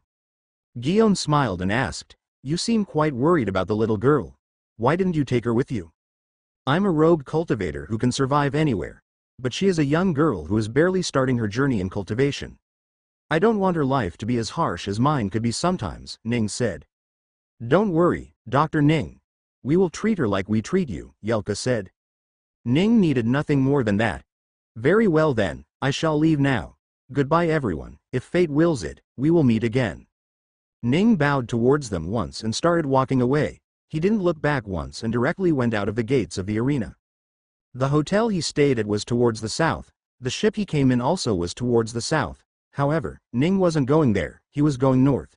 He was now going to go to the northern continent. Ning stopped for a moment and looked at the various people that were still focusing on the massive screen from outside. Even though the tournament had ended, they were waiting for the reward ceremony. Ning saw Yelka and Gion hurriedly walk upstairs to accept the reward. Ning felt a little melancholic seeing this, but he immediately let go of such emotions and turned around. He was determined now and wasn't going to turn around anymore. He made his way to the northern gates and booked a ticket for a ship that was going to go to an island up north. Ning was going to take the scenic path up north. The cold breeze of the sea moved his long hair as he stayed on the deck and looked at everything.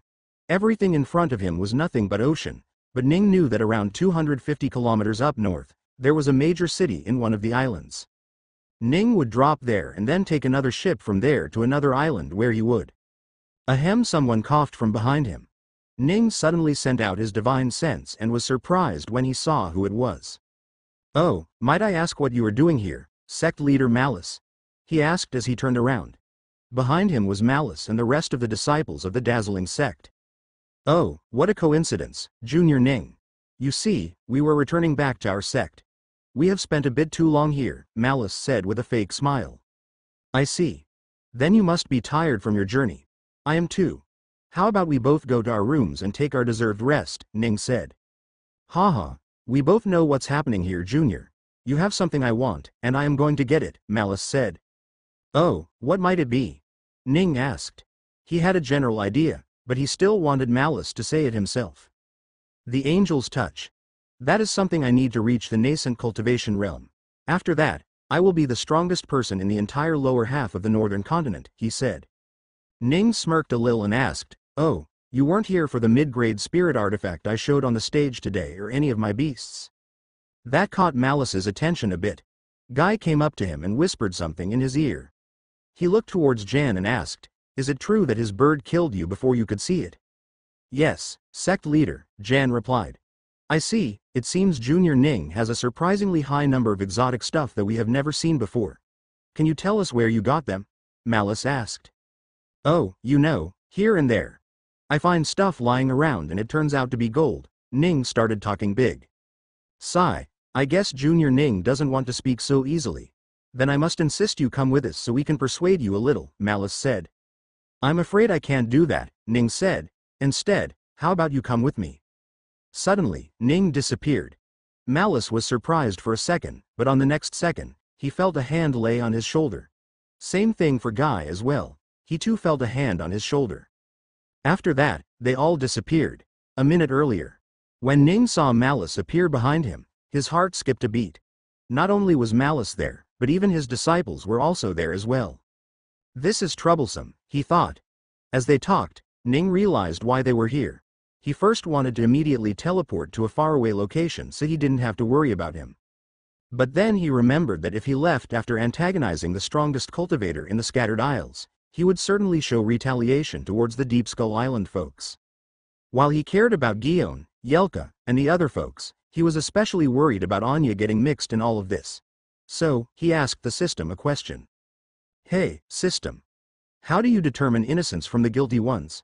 How do I know if I can kill someone or not?" he asked. "Anyone who hasn't had a conflict with the host, or has no malicious intent towards the host is considered innocent. System will warn you if your intention ever settles on killing innocent people." "I see, so I can consider everyone here not innocent, right?" he asked. "No, there is someone innocent that holds no malicious intentions towards you amongst them. Others hold to a very low degree. Only 3 people amongst the group have a very high malicious intent." Ning looked at the group and thought, "I can tell which 3. But who is the one that doesn't hold a malicious intent towards me?" he asked. The system showed a disciple from the group that surprised Ning. "That Farron guy actually doesn't hate me enough to want to hurt me?" Ning said curiously. Now that that was resolved, he needed to find a way to escape this predicament. "It's really just Malice that I have to worry about. I need to take care of him. I need to think of a way to kill him without dying myself." Ning looked into the map and looked for places that looked dangerous. One place, in particular, stood out to him as weird. "System, can my body survive here while a golden core cultivator dies?" he asked. "Would you like to buy that information, F? Just give me a damn yes or no answer. Take as much every as required," he said. Yes, that was all Ning needed. Sigh, I guess Junior Ning doesn't want to speak so easily. Then I must insist you come with us so we can persuade you a little, Malice said. I'm afraid I can't do that, Ning said. Instead, how about you come with me? He teleported to Malice and Guy, grabbed them, and teleported again. It didn't even feel like they were teleported. In fact, all that changed for them was the location. Suddenly, a large vortex of colorful lights engulfed them three and started to pull them on a downward spiral. The multitudes of lights in the vortex started making minor cuts on their body as well. Ning and the others immediately put up a barrier of their own chi to stop the outer chi from attacking. Malice's barrier was strong enough to block those attacks, but Ning's wasn't. While he stopped some still managed to enter. Not only that, Ning immediately felt very cold, far beyond what could bother a cultivator. He tried to move his arms, but the cold was making it hard to do. The large vortex was not only a vortex of chi but a vortex of snow as well. So, this is what the northern pole of the planet looks like, Ning thought. Malice and Guy were both beyond shocked. They tried to fly away, but the vortex kept on sucking them into the maelstrom below. Where are we? Where have we brought us? Malice shouted with a bloody face. In the fraction of a second when he didn't have the barrier up, the chi around him had ripped away a lot of the outer skin. The same was the case for Guy, who needed his protection. Haha, to your death, Ning shouted. The chi was still cutting into his skin. Malice immediately attacked Ning. He did not bother wasting any time dealing with him right now. A large yellow ball of energy left from his hands and escaped his barrier. However, the moment it left the barrier, it was completely destroyed by the ever-moving specks of chi. What? Malice shouted in fear. He had never witnessed anything like that. Holy, Ning thought. Even he was amazed at how terrifyingly strong the outer chi was. And given the fact that his own chi was continuously draining due to the barrier and he too was falling onto the maelstrom, he would no doubt have his body destroyed. Was the system wrong? He wondered. That should have been impossible, yet somehow he was the one taking damage, while the person he wanted hurt didn't take any. Something is wrong, Ning thought. Malice tried attacking a few more times but none of his attacks survived the bombardment of the chi. Suddenly, Ning felt himself falling faster. Not only was the vortex pulling them, but for some reason, gravity also increased all of a sudden. It took them nearly 5 minutes of falling to reach the maelstrom deep in the planet, and there they disappeared. Ning felt nauseous. All of a sudden he felt gravity shift. He hadn't changed the direction at which he had moved and yet the gravity was on the opposite side of where he was going towards. Ning could feel himself slowing down a bit. Then, the intense gravity disappeared. A burst of force pushed him up as he was sent high in the sky and then, out of the colorful vortex of light.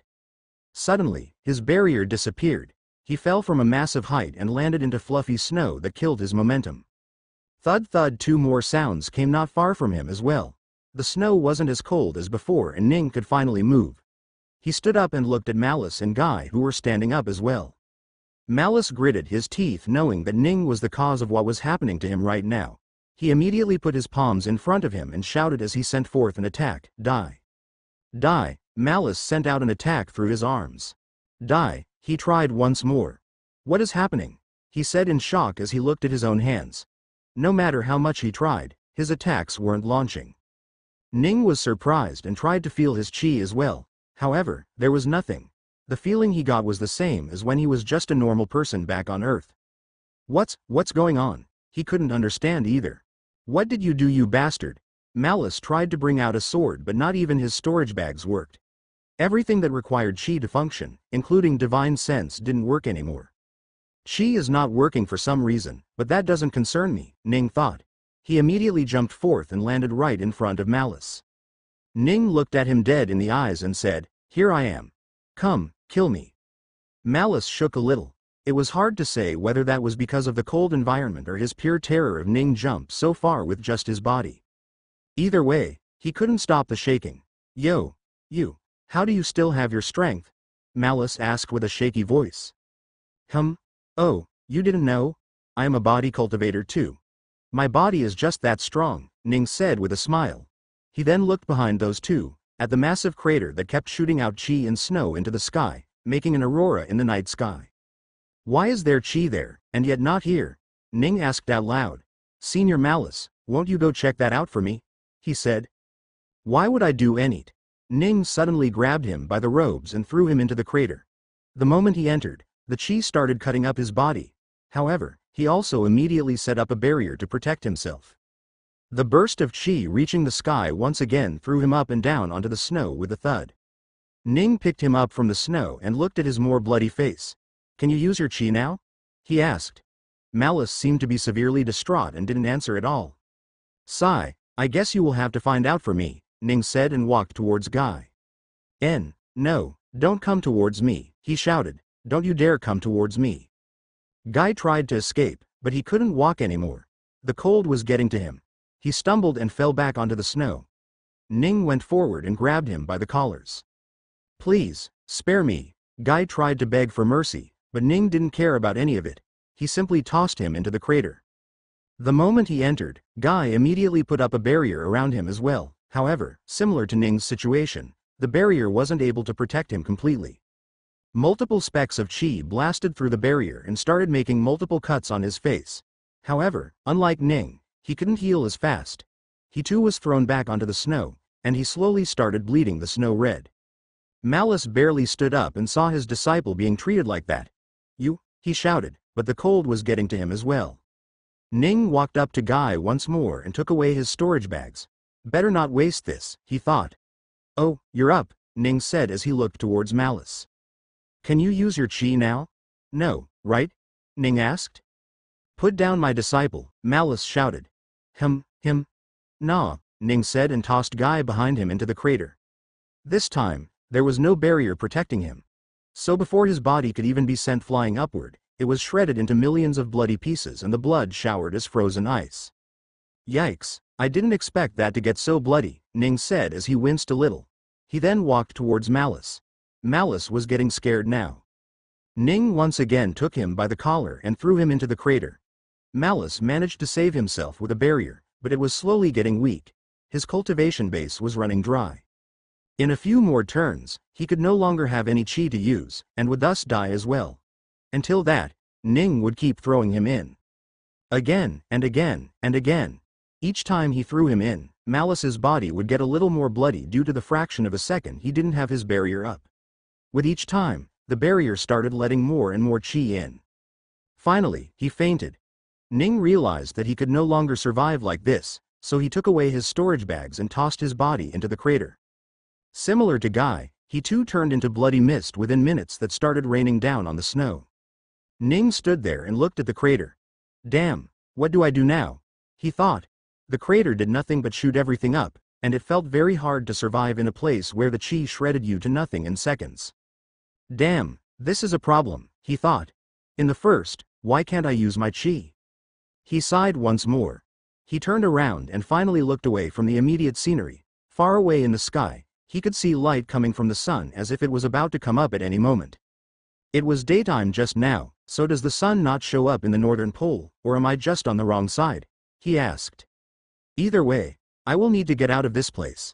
Let's see, I should go to this place and I can take a carriage or something to see the path along the way to the Seven Lights City, Ning thought as he looked at the map of planet Kumiya. Alright system, teleport here, Ning said. Host cannot teleport to that spot. Huh? What's wrong with this place? Ning was confused. Whatever, go to this place then, he said. Host cannot teleport to that spot. What the hell? What about this location then? Ning asked. Host cannot teleport to that spot. What the FCK is going on? Why can't I teleport there? Ning asked in frustration. Host can only teleport away from the planet after collecting energy that amounts to 10% of the planet's energy. Huh? Ning tried to understand what the system meant. Wait, why do you think I want to teleport out of the planet? I just want to go to this location, Ning said as he showed the spot on the map once again. That location is out of this planet. How can it be? Ning suddenly stopped. He looked around. He remembered the maelstrom, the flipping of gravity he felt, and the lack of chi in the area. He swallowed a mouthful of saliva and asked, Is this a different planet? Yes. You are now on the northern pole of the planet Vilmore. And this planet doesn't have any chi? Ning asked. Ning was a little flabbergasted. He couldn't believe that he was on another planet right now. Wah. How? What? He made nonsensical sounds as he tried to make sense of the situation. So, you are telling me that thingy at the bottom of the northern continent, a portal? Ning asked. The maelstrom is a wormhole that connects planet Kumia to planet Vilmore. A wormhole? He finally got the answer. Did that maelstrom create a wormhole? He asked. No, the wormhole created the maelstrom when the two planets came into contact through the wormhole. The chi of planet Kumia and the ether of planet Vilmore mixed together to amalgamate into the specks of light in the air. Ether, is that another form of energy? Ning asked. Yes. So, can I absorb it? Is it in the air around me? Ning asked. System suggests you buy information on ether and ether users to learn everything. Oh, yeah, sure. Also, give me the map of the planet at the same time, Ning said. The system showed him a list of knowledge he could choose from. Ning decided to go with the intermediate version of all of them to save energy for now. He immediately learned about them. The planet was a truly unique planet. The upper half of the planet, the northern hemisphere, was just a massive ocean. The southern hemisphere was a single continent with no name to it. Ning was shocked when he realized that he was currently on the southern pole of the planet. Sigh, I need to acclimate to it before I can properly use her ether, Ning said as he realized that he would have to go through the same thing he went through with getting acclimated to the chi. How much energy to fully acclimate this body, right now? Ning asked. It will cost you 216 billion energy. Yes, acclimation is good, Ning said. He thought for a second and asked, you said a cultivator can collect those, right? He pointed towards the crater that was spewing out a mixture of chi and ether into the air. Yes. Your body will reject ether and only collect chi. And I do not need anything special like a spiritual root to collect ether, right? Ning asked. No, alright then, let's see if I can collect it then, Ning said and walked close to the crater. He had his arms stretched up front just in case there were invisible blasts happening near the crater. He looked at the barrier-like wall that was forming due to the blast of chi being thrown upwards. Ning slowly put his hands inside it. The moment he did that, the chi and ether amalgamation started cutting his arm. He was a body cultivator, so it didn't immediately shred it. However, if he kept it there, he would have lost his entire hand in less than 10 seconds. He immediately pulled his arms out and watched it heal in front of his eyes. The wounds were many but tiny enough that his healing could easily fix it. Ow! I can't even keep in there for 10 seconds, how am I going to return? Ning asked. He took out something from his storage and threw it into the crater. That too immediately got destroyed. What about the spear? Ning thought and quickly brought out the blue spear he had with him. It was one of the strongest objects he had created and so he wondered if even it could be damaged. He didn't want to throw it in completely, so he put the end of the spear to test it first. At first, it seemed like it was okay, but at some point, it started taking damage and in less than a minute, it was close to being completely gone. Sigh, not this too. System, fix it. Blue light shined as the spear end regenerated and fixed the end of the stick. Suddenly, he had an idea. Wait, what if I jump in with something ridiculously tough, and continuously fix it with the system as I make my way through the maelstrom? Ning wondered. I really just need to make something really small yet really durable. I also need to move on my own against this upwards blast too. I guess I will have to collect a lot of energy then. Sigh, the next few days are going to be horrible, he thought as he looked at his healing hand. He slammed the spear into the ground and jumped into it. At the same time, he also pulled in his body into his storage space. System, wake me up when my cap returns, he ordered. Confirmed the moment his consciousness slipped away from him, he woke up as well. It was like he never slept at all. I've missed doing this. Now that I can get the energy in a split second, I should be able to collect billions in less than 10 minutes, Ning thought and started to get excited. He jumped out of the spear into his body and put his hand into the crater. The chi ether specks hit his arms, but instead of damaging, they only gave him energy. It didn't even take a split second for him to collect hundreds of millions of energy. Wow, this is going to be quick. I should sleep again. Ning's consciousness had returned back to him. Instinctively, he sent out his body out of his storage and jumped into that body. Then, he stood up and plunged his hands into the dangerous burst of chi and ether. Within seconds, he absorbed a lot of energy and took his arms back. He was starting to get the timing right, so he was no longer getting injured when he plunged part of his arm in there. Once that was done, he jumped back into the spear. Erg, it's getting way too boring. How many times have I done it by now? 20? 30? Can I not do this again? Ning complained to himself. How much energy do I even have? He wondered. Status. Status name. Ning Ruigong Energy. 12 billion separated energy. N. I've decided to put words instead of O going forward. Hope you guys don't mind. Heat energy. 8.25 billion sound energy. 750 million. Chi energy. 0 kinetic energy. 3 billion skills. Simultaneous thinking. Omniscient map of Kumiya. Omniscient Clavian language. Candlefire. Yin to heat conversion technique. Night vision eye. Interdimensional storage. Stopped time. 522 kg air cutter. Telekinesis. Yin to sound conversion technique. Water filtration. Earthly jade cultivation method. Sun god's morning cleansing technique. Chi cultivation analysis. Body cultivation analysis. Basic all language. 8x chi acclamation rate. Radiant holy sword. Supreme dominance. Beast space. Earth shattering. Heaven tempering art. Divine vortex devouring. Intermediate map of Vilmore. Whoa, 12 billion. Then that means I can. Oh, wait, no, right. I still need nearly 2 billion in heat energy, Ning thought. Well, at least I don't have to worry about kinetic energy for long. He would now have to continue doing the same thing for another dozen or more days. He looked around him and saw that the bloody mess he had made had been buried under fresh snow. There was no sign that there was a massacre that took place in this place around. How long has it been? Ning wondered. Hey system, when did I come to Vilmore? He asked. You arrived at Vilmore exactly 63 days and 21 minutes ago. 2 months, huh? No wonder my energy increased by so much. Let's grind a little more, he thought, and asked the system to put him back to sleep. The grind was boring, but he kept it up.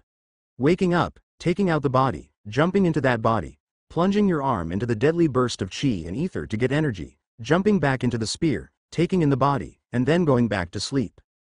That was the routine Ning followed for as long as he could remember. Finally, he stopped after many iterations. Once he plunged his arms, he took it back out and checked the status. According to it, he had nearly 11 billion heat energy, 10 of which he could use to double the cap right now. He didn't hesitate at all.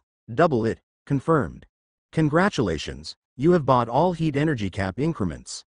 As a reward, the system has awarded host with toggle low-level heat ignorance. You now have the ability to ignore 15% of heat that you come across. You can improve this skill in the shop. Ning was a little surprised at the notifications he had just received. Wait, I bought all heat energy cap increment? He asked as he read the notifications. Yes, you can no longer increase your energy cap through heat energy. So, there is no more doubling with heat energy? Are 3 doubles the most? Ning asked. All normal forms of energy get 3 chances to double your energy cap. You have reached the max number of energy cap doubles with heat energy. Damn, that sucks. The other energies are a little harder to come by than heat energy. Although, this new skill isn't bad, Ning thought as he checked the information of the low-level heat ignorance skill once more. If I can ignore 15% of all heat energy at all times, doesn't that mean I don't have to absorb 15% of the heat I come across? What's more, I can toggle it to not work too, Ning said as he rubbed his chin. Yes, let's try it. Now that Ning had 160 million energy before he could reach the cap, he decided to try out his theory. He put the toggle on so that he ignored 15% of the heat energy that he would be feeling now. He breathed in and plunged his hand back into the light. He waited for just long enough so that it was time and pulled his hands back. He then opened the status to calculate how much heat energy he got in comparison to before. Huh? Did I not hit the cap? He thought when his calculations showed that he hadn't reached the 160 million he had still left. Oh, wait. I really did ignore it. No wonder I didn't hit the cap, Ning thought. He put his hands back for a split second to hit the cap and then pulled it back. He thought of restarting the routine once more but stopped. Wait, I need to think of ways to get sound and kinetic energy. Heat is pretty much useless to me now, he thought. Once I get sound and kinetic's final cap increment too, the cap increments will stop there. At that point, I will need to unlock the next energy, Ning thought. System, can you tell me what the next energy is? Ning asked. System will reveal that information once you collected 1 quadrillion energy. 1 qua. What the hell? Why would you require so much? Ning asked. That is one of the requirements to learn about the next energy. Fine, whatever, do what you do. I will go back to following the routine. I need to leave this place fast. I have people I need to go back to, Ning said solemnly. He wasted no more time and jumped back into the sphere and took his body inside his storage. It was time to start the routine once more. Around 20 or so iterations later, Ning stopped once more. He was getting a little frustrated at this point. On one hand, doing the same thing over and over was very vexing, and he was about 3 more iterations away from tearing this hair out because of the monotonousness of the task at hand. On the other hand, even after 20 iterations, his kinetic energy had only barely increased by less than 2 billion energy, which was a far cry from the over 4 billion energy he had got from heat energy. I need to find another way.